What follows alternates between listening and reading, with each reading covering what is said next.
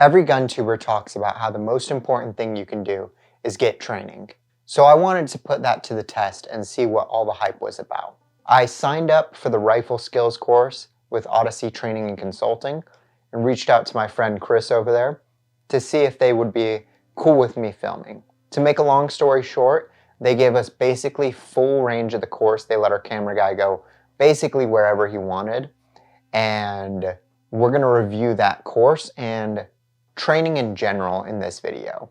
First of all, what's my relationship with Odyssey Training and Consulting and Chris? So those of you that follow my content will have seen that I had an interview with Chris from Utah earlier this year. And then we've had a couple of conversations through DMs on Instagram. But other than that, we have no professional relationship. I paid for the class with my own money. I bought it on their Black Friday sale, so it was only about $100. They were nice enough to let my camera guy at Brandon Ryan Long come and observe the class and film without having to pay separately. So as far as our relationship goes, that's full disclosure right there. So now that we've got the mandatories out of the way, let's get into the class. So me and my cameraman Brandon showed up a little bit early because I had just put the offset red dot on. So I wanted to come in early and get the red dot zeroed before we started the class. So once we started the class, they started with some pretty basic stuff. We're talking about like low ready, high ready, basic firearms safety manipulations, right?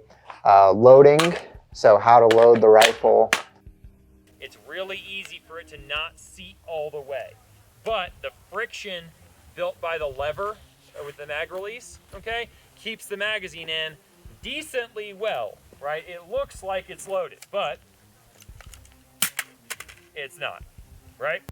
Your trigger on site on trigger, and then off site on safety, that type of stuff. Basic firearms manipulation and safety. We then moved into live fire, and the first thing we did with live fire was check our offset on our optic. The line is hot.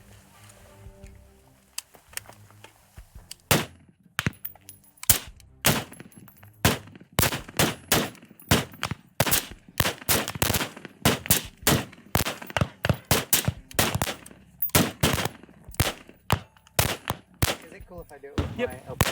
Do both.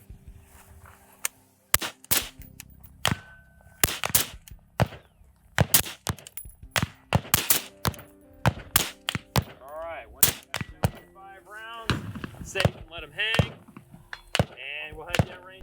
And offset is important to know, especially for close range shooting, because your height over bore is going to impact when you come to like shooting and cover, that type of stuff. After we were done with checking our offset, we moved on to stance and recoil control. To practice this, we shot bill drills and two-shot groups. So you would start in the low ready, come up on target, shoot 2 shots, and then come back. And the goal for this was to determine any issues that you had in your stance. So getting a good seat on the rifle and getting good leg position. And you'll see that change a little bit as we go in the video. Another thing they did was they demonstrated proper stances to mitigate recoil. So leaning forward, knee slightly bent, strong core, that type of stuff. They demonstrated to help the mitigation of recoil. So next we worked on proactive or retained reloads. And these are mostly re-hitting the basics because retained reloads, proactive reloads, and emergency reloads are both things that you should really be hitting in dry fire at home. So what that looks like is you're gonna come up on target, fire, bring the gun back. You're gonna hit a retained reload and just keep that magazine on you. And then you're gonna go back out on target. So like I said, these are really basic things that you should be working on in your dry fire. The next thing that we did was positional shooting. And this was one of the things that I found most beneficial because I don't always dry fire in my kit at home. Ready? So as we were moving around on the flat range, I find it extremely valuable to test different positions with my body armor and my belts on at the same time. So one of the things that taught me is that I really need to be implementing positional shooting, compromise positions, and kit into my dry fire practice at home. So a couple of the stances that we worked on were standing, kneeling, and prone. The standing was, like we discussed earlier, largely based on applying those recoil mitigating principles. The kneeling practice was, they demonstrated a much more aggressive kneeling stance than I've ever seen before, where you push out on your leading leg and trail with your following leg, rather than sitting down on your following leg or positioning yourself so that you're supported with your elbows. And I think this is another really valuable thing from the class, is this is some shooting techniques that I've never considered outside of the class. Finally, during the prone portion, they introduced something called urban prone. And what urban prone is it's a prone position that is one of those unorthodox positions. Essentially, the idea is that if you tripped over a barricade and had to go to ground on your side, how would you shoot? Or if you have to shoot underneath a vehicle is sort of a classic example. So you're more so on the ground with your legs splayed out on the side rather than behind you. So the gun, it's basically taking your standing position and just rotating it 90 degrees so that you're on the ground. The last thing we did before lunch was moving while firing. And one of the more interesting little tidbits that I found during this portion was that the most stable part of a shot while moving and shooting is during the step where one foot is off the ground. Because you take the full step, that impact is gonna drive the barrel of the gun downward, and that's gonna throw your shot. So next I should discuss the concept of this class. The concept was the civilian use of a rifle, which in and of itself is a real niche scenario, which is why I kind of flexed my gear more towards a combatant role than a civilian role, wearing tactical pants, combat pants, and a plate carrier rather than something like a bank robber rig, which would be more tailored towards like to carry a civilian type. If I'm going to be using a rifle in a civilian context, I'm more likely than not going to be wearing a battle belt, my plate carrier, and some form of tactical attire. Because if I'm going to be using a rifle in a civilian context, I'm more likely going to be wearing at least my battle belt, if not my battle belt, plate carrier, and some form of tactical attire. When explaining concepts for the class, Chris used some videos from police-involved shootings, which was really useful in explaining the concepts for the class, like talking about how urban prone can be used if you fall over during a fight, trip over something. Another interesting concept that was added to the class was the idea of open skills versus closed skills and how they transfer to real-world applications. So in that sense, open skills would be things like planning, tactical decisions, and strategy, where closed skills would be firearms manipulation and those sort of hard skills that you can train repetitively. The way that Chris explained it was that your closed skills need to be a natural occurring thing during a fight. So if we're in like a firefight, those firearm manipulations, etc., need to be things that happen automatically compared to your open skills, which are going to take the majority of your brain power. One other thing that we covered before lunch was rifle to pistol transitions. And this was only extremely basic. I think we only ended up using something like 20, 15, something in that range, pistol bullets. And that was kind of part of the idea of the class was more rifle focused. So I understand pistol transitions only taking up a small amount. Plus, this isn't Call of Duty, switching to your pistol isn't necessarily faster than reloading, and switching to your pistol isn't something that's necessarily been used very often in combat scenarios anyway, so it's not something that you should really be training.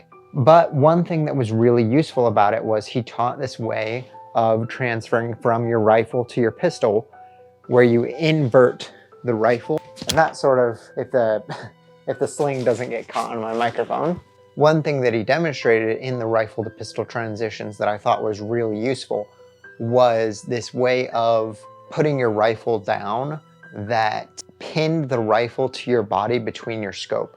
So basically you would invert the rifle as you put it down. So you would come down like that rather than just dropping the rifle. And that sort of forces the rifle up against your body rather than just going straight down with it like that, where the rifle is hanging loose. Once we were done with lunch, we moved on to those more open type skills, utilizing cover, third-party command and control, and finally moving in a complex environment. The utilizing cover was mostly basic, but it did have some good points. The most beneficial part was teaching you how to minimize your exposure while utilizing cover by shifting which leg is your lead leg.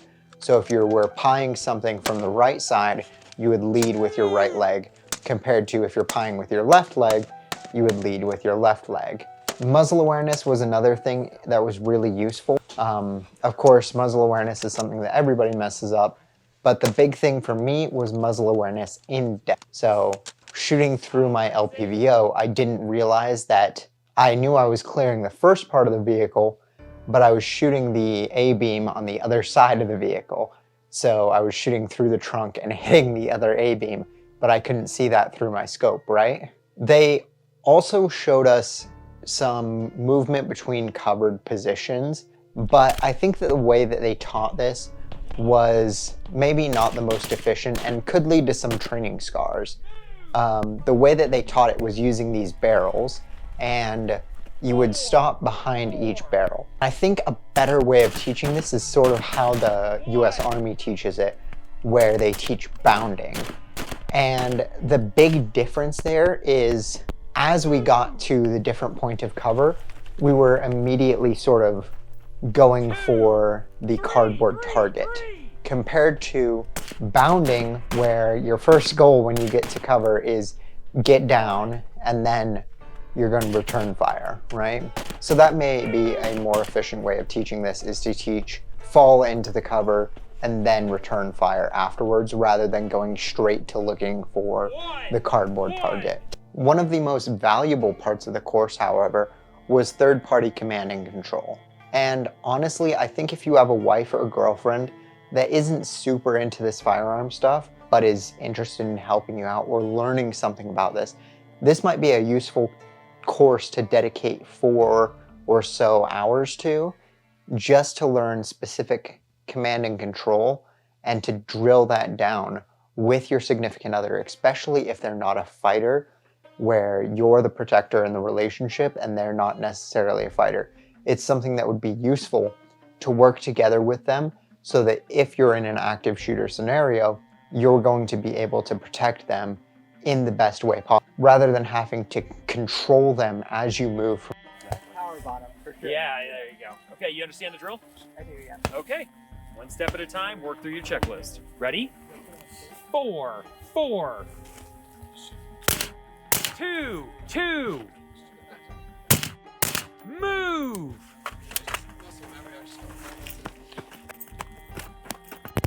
3, 3, 2, move! You can go behind him if you need to. 1, 1, 4,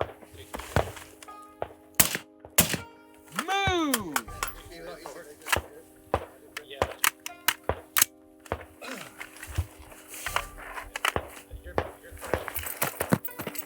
There you go. 2, 2, 1, move!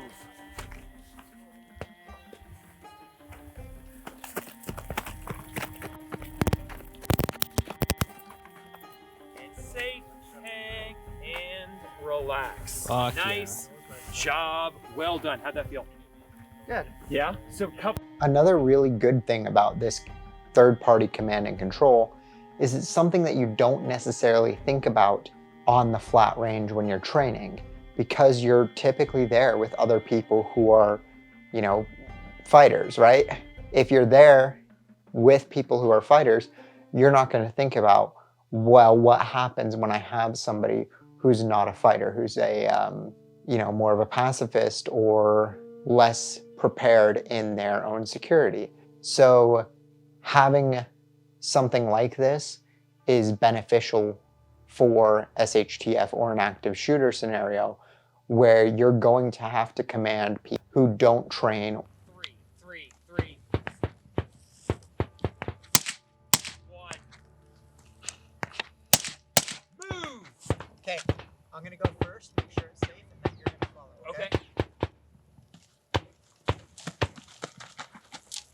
Come to me. Okay. 3. 1, 1, 1. 2. Okay, we're gonna go together. Ready? Move. 4, 4. 1. Move. Okay, I'm gonna go first. You're gonna follow. Okay. Okay.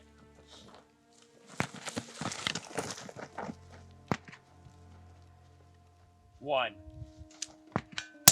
3. Move.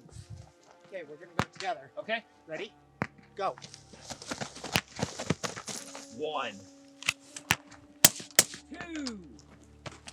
Get back your exposure. Move. Okay, we're gonna go together. Ready? Move. 4, 4. 1.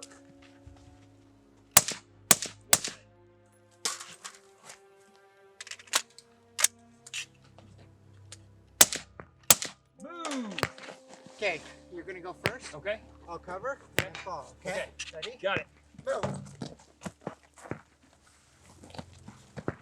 All right. Safe hang and relax. The last portion of the class was moving around in a complex environment. And if I'm completely honest, I think this was the weakest portion of the class. Typically speaking, you're not going to be acting independently of other people when there's an active shooter or something similar to that effect. You're typically going to be working in small teams. So I think something with communication would be a better way to work those open skills compared to this type of moving in a complex environment. I understand that the idea of it was to train those open skills, and there are going to be people running around, but I think there was a better way to teach this. And I think that better way to teach this would be, rather than having 4 separate people all working on individual tasks on an open range, having 2 teams of 2 that have to communicate to accomplish a single task. Maybe you number the targets and each target has to be shot in a certain order that is predetermined at the beginning of each drill. So the shooters on the range have to communicate to each other to shoot each target, right?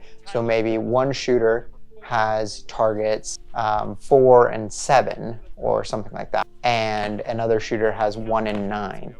So one shoots his targets, shoots target 1, and he has to communicate to whoever has target 2 to shoot that. And then you could incorporate moving into that drill. But Okay, coming behind you. Going left. I'm right behind you. And make a decision. Okay. Sorry. Come behind you. Coming all the way across. Going right. Going right.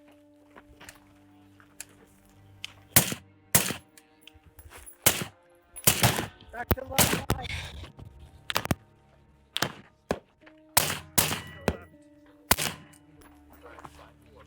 Oh, wait. I need to go left when you're ready. Sorry, I left the camera. Hey, do that under cover. Do that behind cover.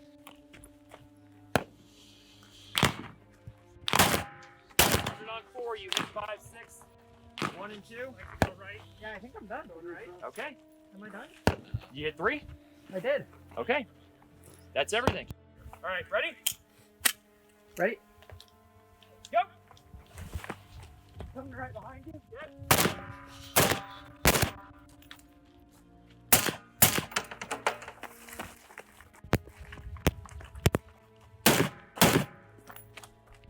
All right, behind you.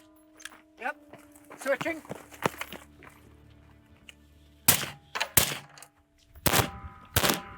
Way behind. Good.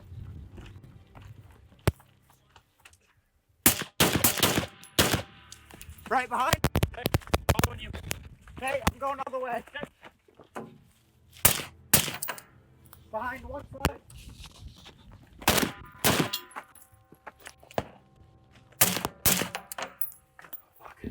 Fuck yeah.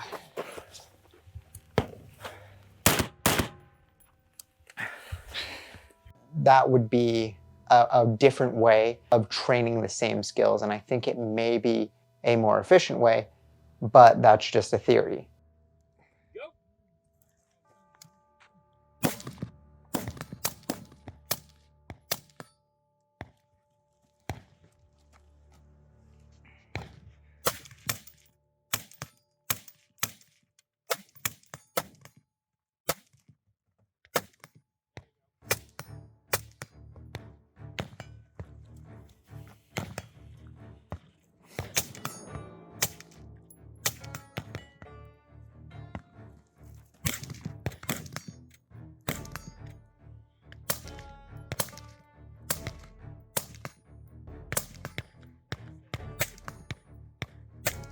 In conclusion, would I recommend attending a shooting class? I think that with my experience and training regimen, I may have been a little bit more advanced than the target audience of this class. But even still, there were quite a few things that I learned or gained from this class. Sorry, door, 1 second. So in conclusion, would I recommend this type of training class or another class similar to it? I think that with my experience and training regimen, I might have been a little bit of an advanced shooter for this class's target audience. But even then, I still did learn quite a bit from the class. And I do think there were things to be gained, even for someone who is a more experienced shooter. The big things were training from a compromised position, and even at the bare minimum, getting that gear evaluation and testing the gear the way that I had it set up was something that was beneficial as well. I think that most of the things taught in this class, you can learn just by shooting on the flat range. It's going to take a lot longer and a lot more ammo. It's going to be cheaper and more efficient, time and ammo-wise, to take a class rather than spend all of that time on the flat range trying to learn these skills individually. Plus, you get the benefit of interacting with your local gun community if you sign up for one of these classes.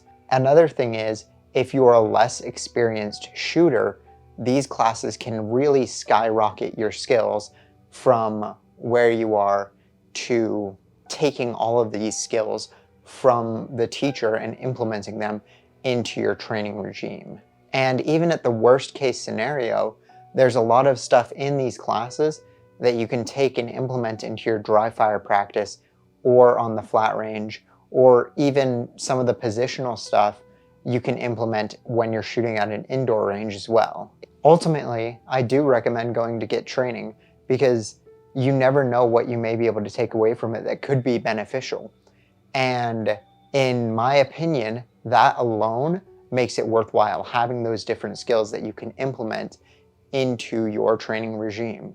I'd like to go to a more advanced rifle class, but unfortunately it seems like the more advanced classes are more and more expensive. So your boy is not made of money. So if this YouTube thing works out, maybe one day you'll see me making a video about Thunder Ranch's urban rifle course. So that is about it. Have you ever been to a firearms class? And if you have, what did you think? Did you like the class? What did you take away from it? What were your key takeaways? If you've made it this far into the video, that means you liked at least something. So please leave a comment. Comments are genuinely the most important thing for the algorithm. It shows like engagement, so the video will get recommended to other people. And if you liked it, you can check out my other videos as well and subscribe, because I just got a new camera and microphone set up, so I'm hoping that the quality of my videos will be a lot better from here on out. So thank you so much for watching. Just proactively when you're done. Not shooting at all. We're gonna get to that position. Old mag, new mag. Get the old mag back in the pouch, back to the already position. Here. Ready?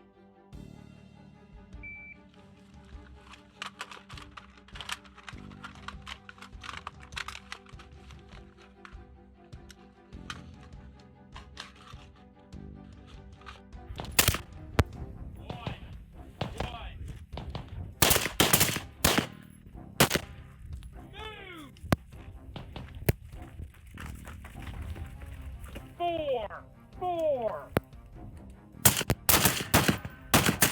One.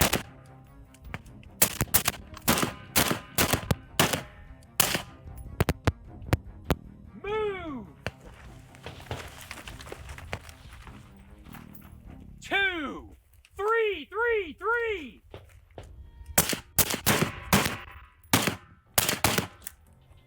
1.